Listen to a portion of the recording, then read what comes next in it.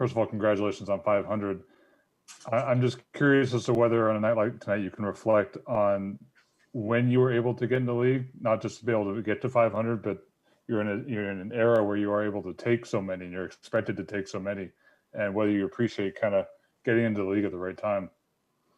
Oh yeah, for sure. I say it often. I'm certainly a beneficiary of the times.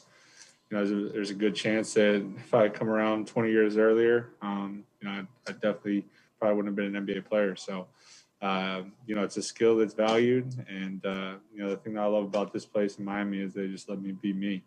They encourage me to be aggressive, give me nothing but support and, breathe life into me, give me confidence, and it makes my job a whole lot easier. Thank you. All right, up next, we'll go with Ira Windeman. Go ahead. Duncan, I caught you on your walk-off interview also. Is there ever a point where you put aside the Mr. Modesty thing and going, hell yeah, I'm the one who sent the record, I'm going to enjoy this? I mean, is there a part of you, at least inside, who's sort of reveling, seeing some of the names that you've passed to get these milestones? A guy like Dame Lillard, who did in 199 games, you so far ahead. Is there any part of you that's celebrating that we just can't see under the mask?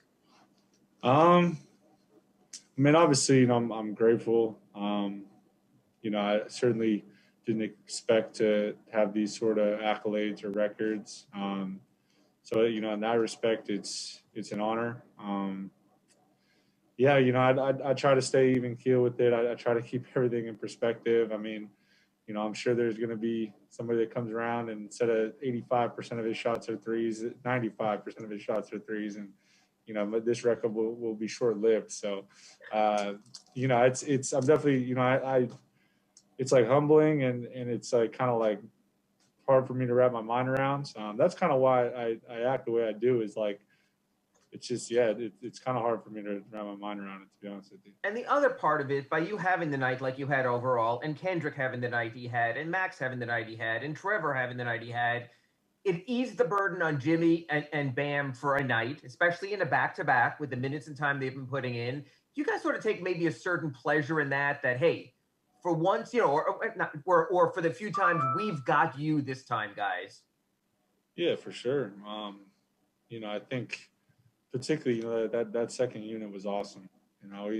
We came out, not necessarily flat, but our defense wasn't what it's capable of. Certainly myself, from a personal standpoint, I was kicking myself after that first quarter, at least defensively. And, the second unit was huge tonight. Came in and just gave us life. Was flying around. And, that was great to see. And anytime, you can do it by committee like that, I think it, like you said, eases the burden off of those two guys who do a lot of the heavy lifting on a night-to-night basis.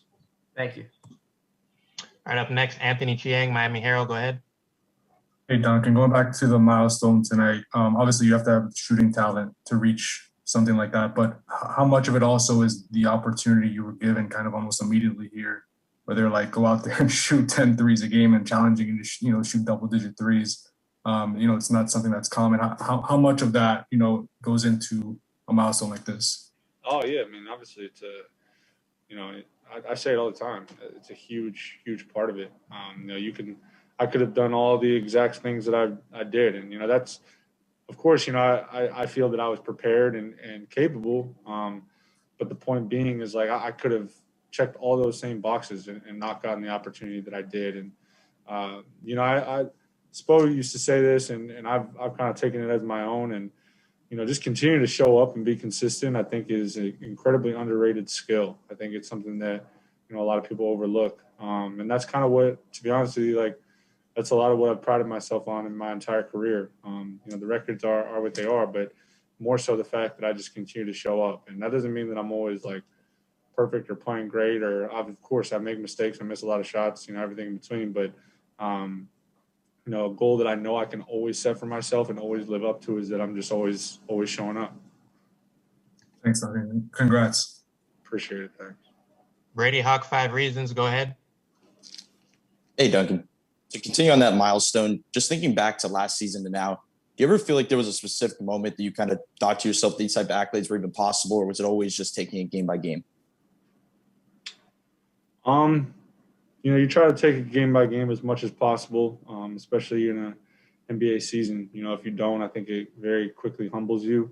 But, you know, I think that, you know, I tell people a lot, like, you know, in terms of confidence, for me, it really comes from two places. You know, one being knowing that I'm like prepared for my opportunities when they come, and then two, like, you know, seeing the work that I put in come to fruition and experience success. So in terms of a moment, like, there are little points of inflection and springboard moments where, you know, you start to build confidence because you see your habits, the work you put in kind of come to life.